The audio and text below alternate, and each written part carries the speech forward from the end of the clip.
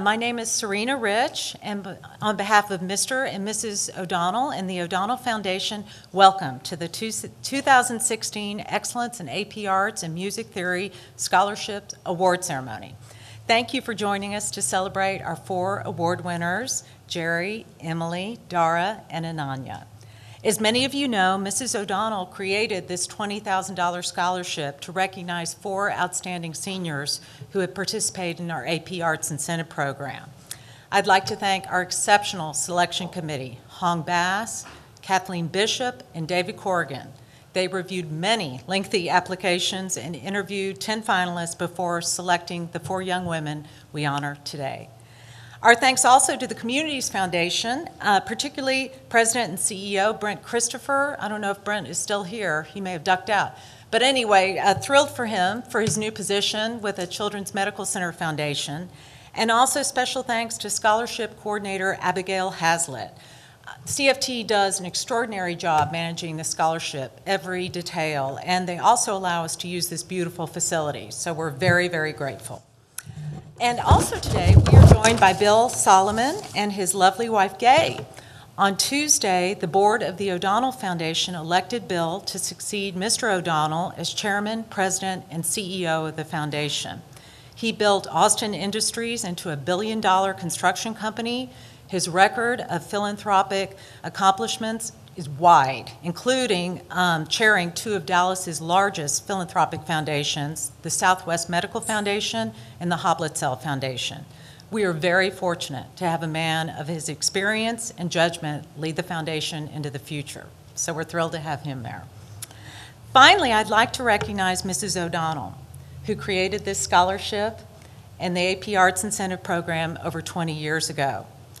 For more than 60 years, she has been an outstanding and innovative leader in arts and arts education. And I think her philanthropy is rooted in the idea that creativity in the arts is essential for a healthy culture. And in fact, it's interesting because I think creativity links both Mr. and Mrs. O'Donnell, he in the sciences and she in the arts. And they have fostered that creativity in thousands of students, and we are all the better for it. And Dallas is now an arts destination, and Mrs. O'Donnell played a very major role in making that happen. So we're all very thankful to her. Finally, it's my pleasure to introduce Sarah DePetris, who's the AP Studio Art instructor from Plano West, to introduce our first award winner, Jerry Fang. Sarah?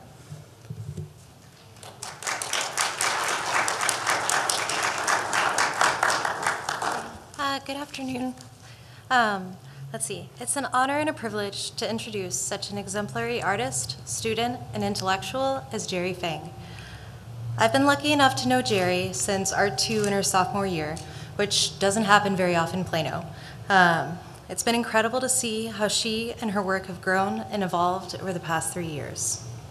She has become an integral part of our studio and art history program at Plano West. She constantly volunteers and helps others any way she can. She has graced AP Art History, AP 2D Design, and now AP Drawing with her keen intelligence, humility, and gentle sense of humor. She's incredibly humble and giving to those around her.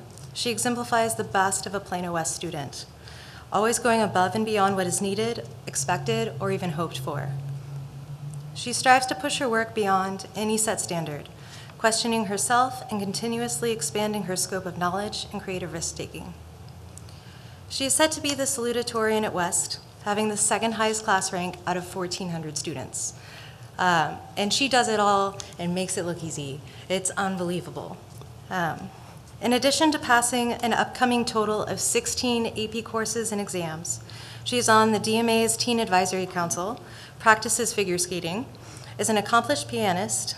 She worked as a summer intern at the Center for Cancer Research, a Young Arts Merit winner, and has a stunning work up in the O'Donnell Young Masters exhibit this year. Jerry is undeniably devoted to her love of both the arts and science. They are inseparable for her in many ways. She isn't going to quit either. She's going to keep making, creating, and achieving the implausible.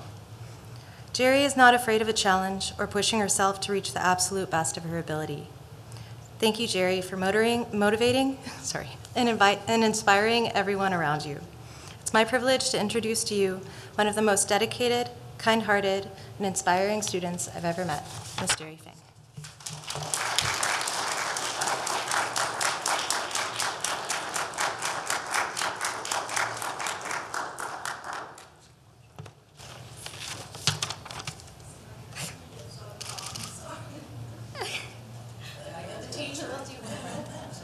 Okay, good. Thank you.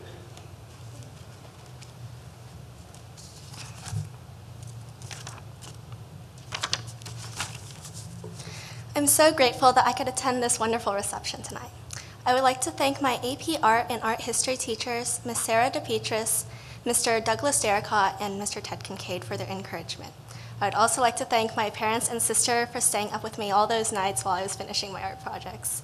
And of course, a special thanks to the selection committee and the O'Donnell Foundation for providing all four of us with this wonderful opportunity. Not only am I heavily involved in the arts at my school as co-president of National Art Honor Society, but also within the wider community as part of the Dallas Museum of Art's Teen Advisory Council. The arts community has given me a family of sorts. Sharing the experience of waking up with acrylic paint remnants on our skin or charcoal still lingering underneath our fingernails after a long night of creating art has created a unique bond among us. When I was young, piano, violin, flute, or music provided me with that community, and now visual arts has given me the supportive group of like-minded people. Art to me represents an open frontier, yet with all the comfort and familiarity of home. I can begin anywhere, and yet somehow still find my way back to a point of satisfaction with my work. I'm the one that decides how to proceed at each step. Printmaking, oil, acrylic, charcoal, graphite, or photography and other mediums provide me with so much versatility to communicate my thoughts.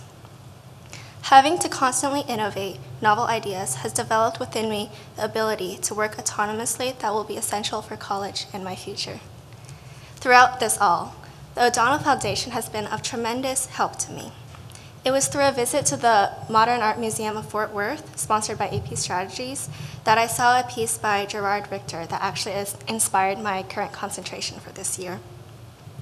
Additionally, the Young Masters competition and subsequent interview with Shelley Canavy of NPR has given my art the type of platform I could have only dreamed about before I joined the AP Arts program. In the future, I hope to continue my passion in both the arts and sciences.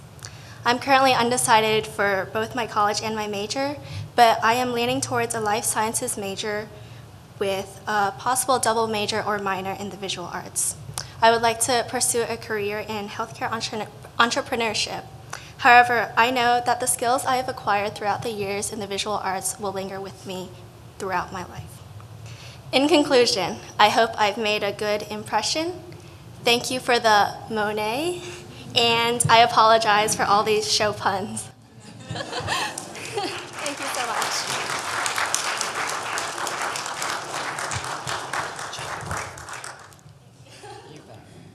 You made a great impression. Don't worry. Now, Plano West High School's AP Music Theory teacher, Akira Sato, will introduce two award winners, Emily Hua and Dara Lee.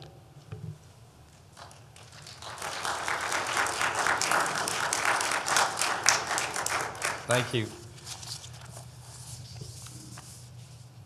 So today, I have the pleasure of introducing two of the scholarship recipients to you. But before I do, I'd like to say I feel as though I'm just, one of many teachers that these students have had through high school and throughout their whole education, K through 12. So I feel as though I speak on behalf of all of them today. Now, on to the business of introducing Ms. Emily Hua, who actually was also an art history student, AP art history student, and whose teacher is here, Mr. Derricott's here, so I speak on behalf of him as well. So here goes. Emily's list of accomplishments is impressive, to say the least. Some highlights are that she is a National Merit Finalist and a National AP Scholar who earned a score of 5 in all 11 AP exams she has taken to date, with 6 more to come this year. Her GPA ranks her third in our graduating class, as Ms. DePetris said, of 1,400 students this year. But to talk to Emily, you may never know any of this. Though she's confident and well-spoken, she is not one to flaunt her accomplishments. The Emily I know is a leader who leads by example, by earning respect of her peers, and with her wit, canny wit. As an example, Emily is a captain of our debate team. So she's in my 7th period music theory class. And, you know, we balance fun with focused hard work. Fun, and you may never remember this, but there was one day where the fun meter was kind of approaching the red zone and focused work was suffering. So here's the thing. In 7th period music theory, there are 3 debate members, Emily and 2 juniors, who shall remain nameless because Ms. King, our principal, is here today. I don't know what you said to them. There's just one-line zinger. They both looked down and said, "Yes, Emily." And everything was okay. I went on to teach my lesson. So that day I saw a big sisterly respect that she had earned from her peers. In preparing for this evening, I asked some of my peer teachers at Plano West about Emily, and one teacher responded with the following. Emily is one of the most wonderful people I have had the pleasure of teaching. She is, of course, brilliant, but Emily is also hilarious. She makes me laugh daily with her witty and silly commentary on life. Because of her sense of humor, work ethic, and intelligence, she is one of those people that you just know will be successful in anything she does. So with that, ladies and gentlemen, it's my privilege to introduce to you Emily Hua.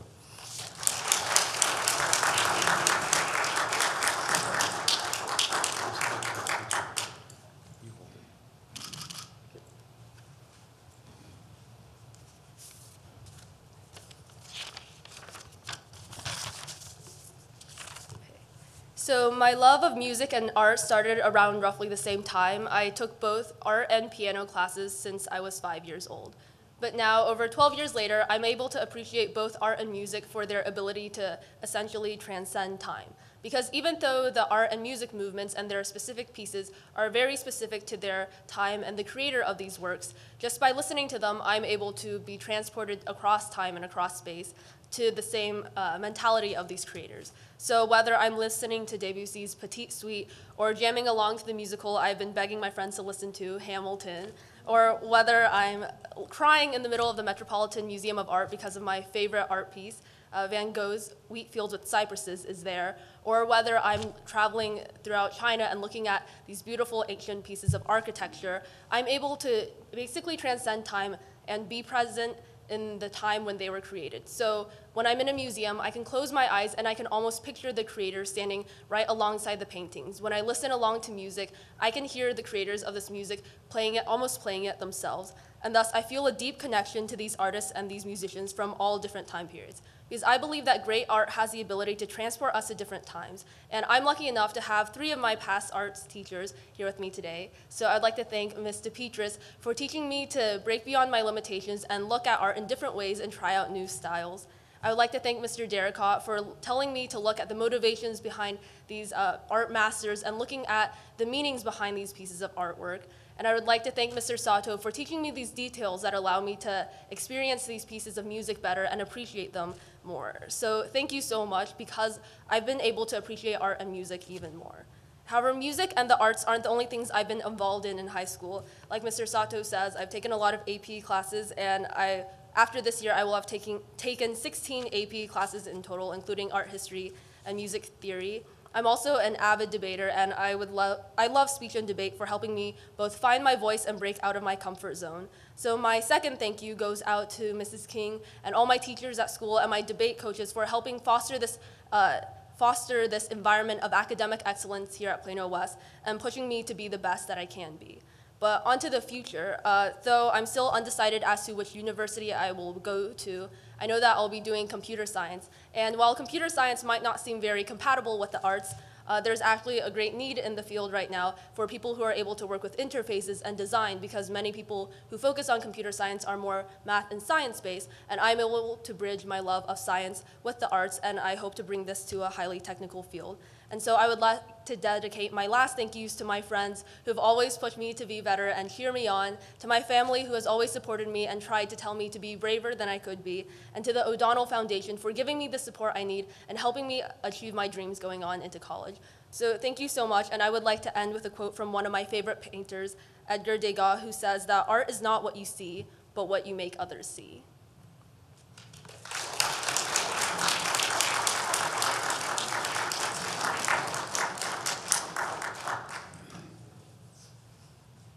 Thank you. Same channel, different speech.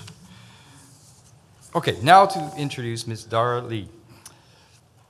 Dara is our class valedictorian this year. And if I were able to show you her resume, you can just imagine the list of accolades that you would see. Not to downplay any of this, however, when talking about Dara, this becomes almost a side note. Here's the way I see Dara. In the first week of music theory class last year, and last year is when she took my class, she brought a CD one day. She put it on my desk and she said, "The Austin Symphony last year played a composition of mine. Do you want to hear it?" Of course I want to hear it. And I heard it. It was wonderful. She used strings, flute. You like flute. She loves flute. It was expertly written. But at the same time, in the back of my mind, I'm going, great. How do I keep her interested, challenged? Bad things happen when talented students are not challenged. So I was worried, but one day during lunch, she came up to me and she told me, "Don't worry, I have enough stresses in the day, and if music theory is one little window of peace in her life, that's how she likes it." So after that, I was not worried about you. So as I mentioned, Dara is an accomplished composer. She has been the finalist of the Young Masters Composition Contest 2 years in a row now, so if you were to go down to the road to the Dallas Museum of Art, you would see her composition on the wall. But it wasn't much later in that year that I learned that Dara is equally, if not more, accomplished as a scientist. Among others, she has won top awards from the Intel International Science Engineering Fair, NASA Research Award, NASA, I guess you would say it, MIT Lincoln Laboratory Linear Program. Very impressive. I also reached out to other teachers about Dara, and here's what one of your teachers said, and you can guess which teacher this might have been, and he says it much better than I can. "She is the complete package, exclamation point, equally skilled in languages, communication, the arts, physics, biochemistry, mathematics. She is the quintessential example of a modern-day Renaissance woman. I hope and pray that my son marries a young lady just like Dara." I can't say any better except to say that teacher's son might be in line behind my own. That's all, okay? With that, ladies and gentlemen, Dara Lee.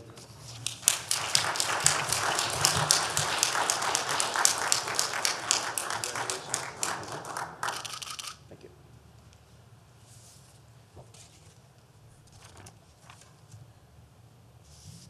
So my musical journey began at age 6 when I first started taking piano lessons. And a couple months later, my elder sister was preparing for the 2005 PTA Reflections Contest. And as an indignant kid that was suffering from the middle child syndrome, I was determined to prove that I too was capable of such a feat. However, it was the night before the deadline, and more importantly, it was dangerously close to my bedtime. So most of the art categories, including essays, dance, and visual arts, were out of the question. Realistically, only music composition was left.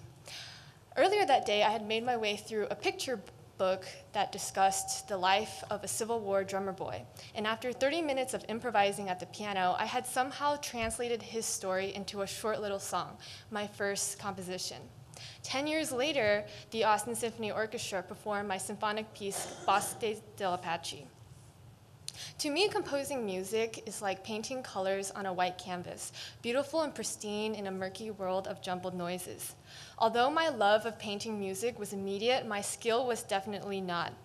Through various growing experiences, such as taking AP Music Theory with the amazing Mr. Sato, and having the privilege to hear my music performed live, as opposed to the monotonous digital playbacks from the laptop, I learned that flutists, although I do love flutes, they actually need to breathe, which I constantly forgot, and parallel fifths must be avoided at all costs.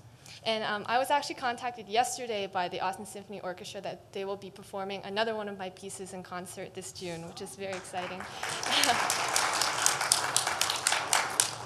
So as Mr. Sacho mentioned, I'm also a huge science nerd, and my interests lie primarily in sustainable energy research. So I have been working on a genetically modified culture of algae for biofuel and biohydrogen production. I plan on pursuing biochemistry and with a minor in music at either Harvard, Yale, or Rice University. Music, however, will always remain as my passion, and composition will actually help guide me through my scientific journey. After all, as many people have mentioned, science and music are really bridged by creativity because the scientist needs creativity to find new solutions to existing problems, and of course, the musician needs creativity to have a unique voice. So thank you so much, Mrs. and Mr. O'Donnell, for supporting my dreams both with this scholarship and with the Young Masters program. Thank you for supporting the AP Arts, which has helped so many students, including me, with finding their voices. Your kindness has inspired me to one day give back to the young artists and young scientists of the next generation. I would also like to thank my parents and Mrs. King for being such inspirational figures in my life. And finally, I would like to thank the Communities Foundation of Texas, the Selection Committee, and Plano ISD. Without your collective help, I would definitely not be here today. Thank you.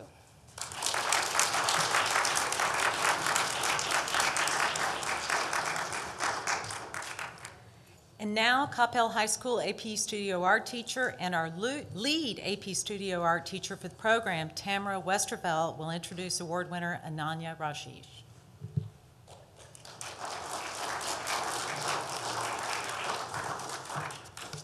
Good evening. It is with great pleasure and honor that I introduce Ananya Rajesh. I've known this amazing young lady for 4 years, and that's really rare in a high school that you get the luxury of knowing a student for that length of time. At that point, you kind of become their coach versus their teacher, and you're just watching them on that journey as they continue up that pathway. From day one, when she was a freshman, I would describe her as probably the most gracious, humble, and poised young lady I've met in my 24 years of teaching. Even during class time, she is just such a role model. I leverage her many times without her knowledge. So if I have a struggling student in my class that can't keep up with deadlines or focus in the classroom, I leverage her to sit next to them, and she doesn't know this, so now she knows my plan. And I'll just strategically move the classroom around a little bit and place them there, and I can see lots of growth in that student in the coming days, weeks, as she sits next to them, sometimes never saying a word. She's just there doing her work and showing, how to be the awesome student that she always is. Even during critiques, when a student has a work that maybe is not the most outstanding of the group, she has that graciousness in her and a way of finding the perfect words to support them, but also tell them, you need to get it together. Her work ethic is just outstanding and phenomenal, and that's why she's here today. She's the most organized person I truly have ever met, and I'm talking adults included. If I ever get off task or off my journey and I can't remember a deadline, I just turn to Ananya and say, what's due on Thursday? And she knows. She'll pull out her little date book and she gives me the scoop on what we're supposed to be doing. She plans her time so wisely, and this is why she's accomplished so much in her 4 years that I've known her. She is currently ranked number 3 in an extremely highly competitive class of 786 students at Coppell High School. She received a perfect score on her ACT. She's a National Merit Scholar. Artistically, she's received several awards from the Visual Arts Scholastic event, both sophomore year and junior year. She received an area medal and attended the state vase competition, where she also medaled there. She's also been a student on the advisory board for the Nasher Sculpture Center this past year. How she has balanced such a schedule, I'm often just wondering how she can maintain her academics, and it's just a testament to me of her determination, perseverance, and her passion for learning. I thought a lot about all the wonderful things I could say about this young lady, and it kept coming back to me when I read her essay that she submitted for this, because I make the kids prove to me that they've written the essay before I write the recommendation. I'm just that kind of a teacher. And I want to read you just 2 short paragraphs from what she wrote, starting with, for me, The Renaissance was never just a few paragraphs of text in my AP World History textbook. Once I had seen Florence and the Basilica, I understood the persisting influence of Brunelleschi. Perhaps the greatest gift of art is that it shows you tangible evidence of history. Every masterpiece is inherently a product of the intellectual, social, and economic characteristics of its time period. Because I had learned to love art, I began to love learning. School was never about rote memorization. Every class was an opportunity to learn something new about the world that I would eventually enter. Throughout high school, I forced myself to find something to love about even the most challenging of my AP classes. The most enduring lesson art has taught me was that passion drove you to work harder and ultimately achieve more. And her final paragraph in her essay stated, "I felt the same way when I first saw the Sistine Chapel. The magnificence of Michelangelo's work was as powerful in that moment as it must have been when he first completed it. It is humbling to stand before a work that has preceded you by centuries and will outlive you for centuries to come. There is a passion in art that keeps beating its heart long after the calloused hands of its creator has stopped moving. Art taught me to relax, but it also fueled my ambition. Art taught me that more than talent, more than privilege, it is a passion that drives for excellence." With that, I give you Ananya Rajesh.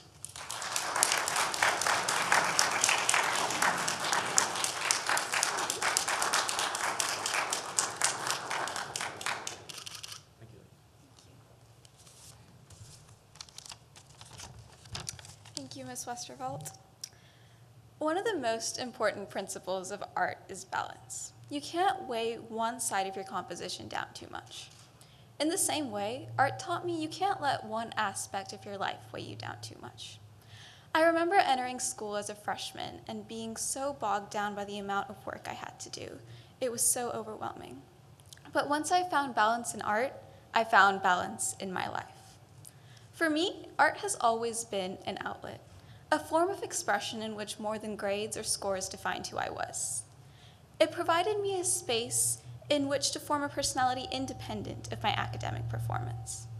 It provided me a space in which to explore questions of my own cultural identity.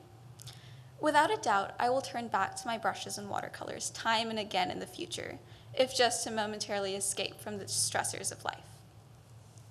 While in high school, including AP Drawing Portfolio and AP 2D Design, I have taken 19 AP classes.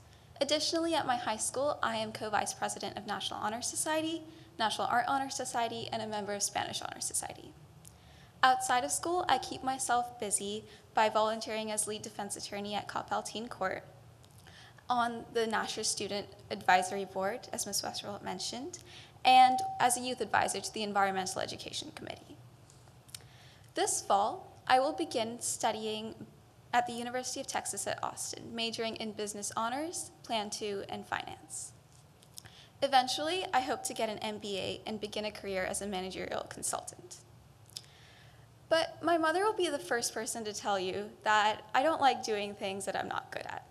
And looking back at the 4 years of high school, I just think of everything I've accomplished and how I wouldn't have worked that hard if I hadn't had people along the way telling me that I could do better. So with that, I'd like to thank all of you at this moment.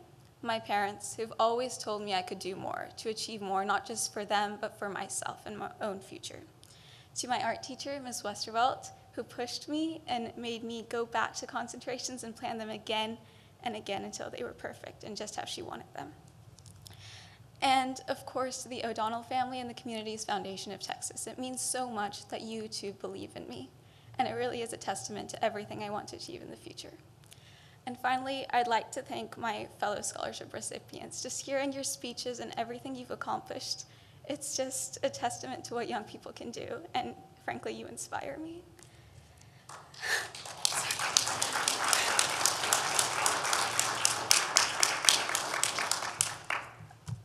This scholarship from the extraordinarily generous O'Donnell family and the Communities Foundation of Texas will help achieving all my goals feasible.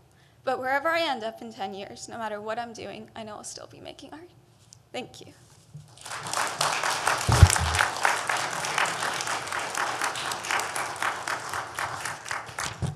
Thank you all so much. You're an inspiration to us. It's a great pleasure to introduce our guest speaker, Samuel Holland. Dr. Holland is Dean of the Meadows School of the Arts at SMU. He's also the Meadows Chair and a professor of music. For over 20 years, he's provided strong leadership to Meadows as both a teacher and an administrator. His teaching has included piano pedagogy, studio piano, computers and keyboards, jazz piano, and piano master classes. He chairs the Committee on Ethics of the Texas Association of Music Schools. His articles have appeared in every major English language keyboard journal, and he has authored more than 70 acclaimed method and repertoire collections with major publishers. Dr. Holland has also been a pioneer in the application of computer and MIDI, is that how you pronounce it? MIDI, which is a musical instrument digital interface technology to performance and pedagogy. He serves as executive director of the Francis Clark Center for Keyboard Pedagogy, which presents the National Conference on Keyboard Pedagogy and publishes the Clavier Companion magazine. He's co-founder of an internationally recognized music school, the Center for Musical Minds. Dean Holland earned his Bachelor of Music cum laude from UT Austin, followed by a Master's of Music with the highest of honors at the University of Houston, and a PhD in music education with an emphasis in piano pedagogy at the University of Oklahoma. Under his leadership, the Meadows Division of Music was named #1 music program in the U.S.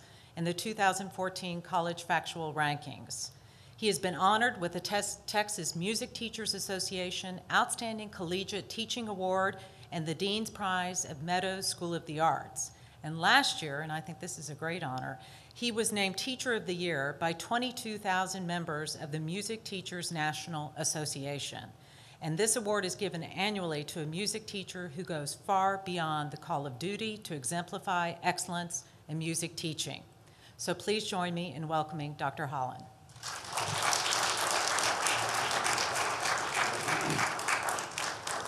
Thank you so much, Serena. I'm not sure where you found all of that stuff about me. It's certainly a great honor and a privilege for me to get to speak to you folks here today. As Serena said, I come from a music background, and the field is where most of my research and my teaching and my publications and my practice are. Prior to SMU, I did most of the things a normal classical pianist does. I mean, that is practice and play recitals and enter competitions in graduate school, eventually hitting stride in a place and the discipline, but there are also some unusual twists along the way. Early in my career, I led a double life, teaching and playing Beethoven by day and playing in a hard rock band by night, all up and down the New Jersey shore, sometimes rolling in after daylight on Sunday morning, just in time to toil through 3 services at the organ of the Episcopal Church of Rocky Hill, New Jersey, in mortal fear that I would simply fall asleep at the organ, or worse yet, wake up in the middle of the offertory playing Pink Floyd. But there was a time in my life, if the boss had called, he played at American Airlines 2 nights ago, I would have been there without looking back. I'm just saying, because of those experiences, I have a broader perspective perhaps on music and the arts and human values than I would have if I had stayed in the practice room. And so when I came to SMU, I kept playing and teaching and doing the things I've been doing for years, and quite by surprise, woke up one day as director of the music program, and then a few years later, the ranking that Serena mentioned came out, which was an even bigger surprise. To me, I believe that's the only academic program at SMU to ever be ranked #1 in the country, although we're consistently in the top 25 along with theater and journalism, and we're aiming to place art history in the top 20 by 2020. So I'm just saying that as a background, that none of this turned out as expected, but it turned out okay. Anyway, and the same can happen for you. But if you're in the room today as a recipient of a scholarship, I assume that you were irresistibly drawn to the arts. Either you couldn't do anything else, or you loved your artistic practice so much that you chose to do it at the expense of other things. And for that, I truly congratulate you. I'm blown away at what I've read and heard from you today and about you. You inspire me. You give me hope. And I respect not only your talent and accomplishment, but your courage. I admire the hard work and the tenacity and the dedication to a non-material pursuit when the world conspires against you in its effort to crown the next American Idol. And I also so greatly admire the O'Donnells and the O'Donnell Foundation for its decades of leadership and substantial financial commitment to the Excellence in AP Arts Scholarship Program. Now, I'm sure every award winner in the room has had a conversation with an adult that goes something like this. Where are you going to school? And you say Harvard or Northwestern or whatever. Oh, what are you going to major in? And you say art or music, and they say, oh. Well, what are you going to do with that? And at that point, I suggest you have an elevator pitch ready to go. Or you might turn to poetry. There's in the middle of a very long poem called Asphodel, That Green Leaf Flower. The great American poet William Carlos Williams wrote these words: "It is difficult to get the news from poems, yet men die miserably every day for lack of what is found there." And we could read that again, substituting the term music or art. It is difficult to get the news from music, yet men die miserably every day for lack of what is found there. Or you could fill it in saying art. But I think, what is he telling us? In my view, he's telling us that the arts matter, that the arts make a difference. He's telling us that the arts are fundamental and essential, that they are not mere entertainment, not another consumable product in a throwaway society. He's telling us that the arts inform and uplift humanity, that the arts question, the arts challenge, the arts help us understand what it means to be human when words and intellect are insufficient. The arts change the world, and not through force, but by working gently in the hearts of individuals. And in my view, the arts help us mere mortals connect with the divine and participate in the act of creation alongside the master architect of all things. The greatest cellist, in my opinion, of all time, Pablo Casals, once said, "I'm a human being first, a musician second, and a cellist third."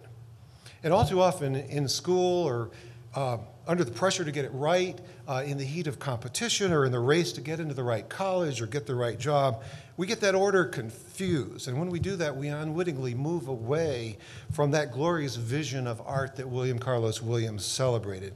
And so I challenge you to consider Casals' words and to envision what it would look like if you really put that into practice. Being a human first means what? Experiencing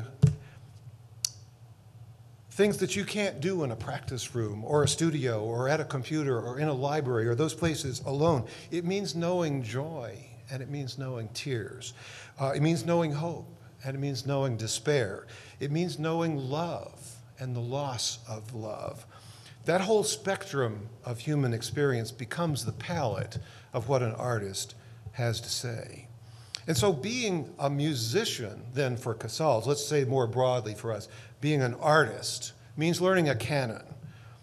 And that includes not only music, but literature and poetry and painting and dance and architecture. In short, the entire range of human expressions through art in a variety of cultures, and not just the limited repertoire of a single instrument or a single medium. And finally, being a cellist for Casals is what we might sort of generalize as being a master craftsman in a single discipline. That's where you spend the 10,000 hours or more, and there is no substitute for such mastery. But in this world, with that mastery without the two previous conditions is empty. And so I want to bring this home by asking you to consider that philosophy in relationship to a concept known as the edge effect. In the physical world, where two ecosystems meet, say a forest at the edge of the savanna, something amazing happens. It's called the edge effect. It's a transition zone, and this is the cool part. Because of the influence of the two ecosystems on one another, there you find the greatest diversity of life, as well as the greatest number of new life forms. The edge zone is where those of varied backgrounds come together in transition. It's a region of less structure, a region of greater diversity, and a region of unlimited possibility. The edge zone is a time and it's a place of transformation and movement. In it, life is at its most creative. And so what if you applied the concept of the edge zone to your work and your life in the arts, or your work and life in the arts with other fields as well? What would that do to your comfort zone, to your tendency to stay with people like yourselves? How would your life or your practice or your studio or your rehearsals or your performances, your exhibitions look different from how they look today if you were continually exploring the edge zones between the ecosystem of art and the ecosystem of community, a real community, a here and now community where your art touches real people and makes a difference in their life? Or the ecosystem of art and the ecosystem of business, perhaps the business of entrepreneurship where artists must find a way to monetize their practice, or the ecosystem of arts and the ecosystem of engineering, perhaps writing code to create new forms of art, or solving problems in some completely different field that haven't yet been created, or the ecosystem of art and the ecosystem of social justice. And I could go on with countless other edge zones, and that would be a much longer talk, or it might even be a book. But for now, I urge you to seek out your edge zone, mingle with other life forms, and run toward, not away from, diversity. And then watch out, because creativity might happen, relevance might happen, significance might happen, success measured by new standards might happen. And not one word of what I'm saying displaces excellence, which is what we gathered to celebrate in your lives tonight. But it does place excellence where it can make a difference in the world. And art does make a difference. And you, with all your artistic and academic abilities, are the ones to make that happen. And if you put all this into practice, you will know success, because your art is relevant, because your art adds value to community, and because it touches people. And you will finally be able to silence the obnoxious people for the question, what are you going to do with that? Thank you. Congratulations to all of you, and best wishes.